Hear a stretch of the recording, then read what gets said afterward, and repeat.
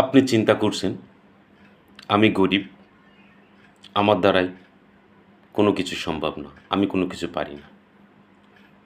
বন্ধুরা, এই ডিজিটাল যুগে আপনি যদি বলেন আপনার দ্বারা কোনো কিছু করা সম্ভব না, আপনি পারবেন না, এটা ভুল সিদ্ধান্ত।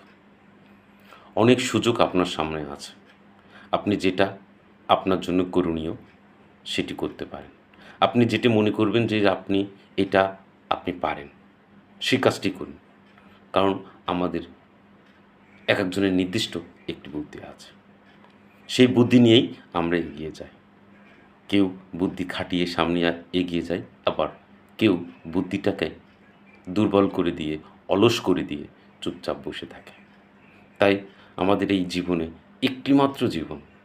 এই জীবনে যদি আপনি দুর্বল হয়ে বসে থাকেন, আপনার দ্বারাই কিচ্ছু হবে না, এই চিন্তা করেন, তাহলে আপনি হেরে গেলেন। জিততে হলে আপনাকে অবশ্যই সামনের দিকে এগিয়ে যেতে হবে। পাছে কে কী বলল সেটি ইম্পর্টেন্ট না। লোকে কত কিছু আপনাকে বলবে, তাই বলে কি আপনি আপনার কাজ করবেন না? আপনি যদি না খেয়ে থাকেন, কেউ ডেকে বলবে না, "আয় ভাই, আমার ঘরে আয়, আমি তোকে ভাত দিই।"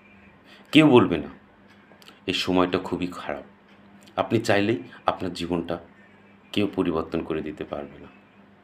তাই আপনার অবশ্যই নিজের একটি শক্তি থাকা দরকার যে আমি এই কাজটি করতে চাই এবং এই কাজটা আমি পারবো, আমার দ্বারাই সম্ভব।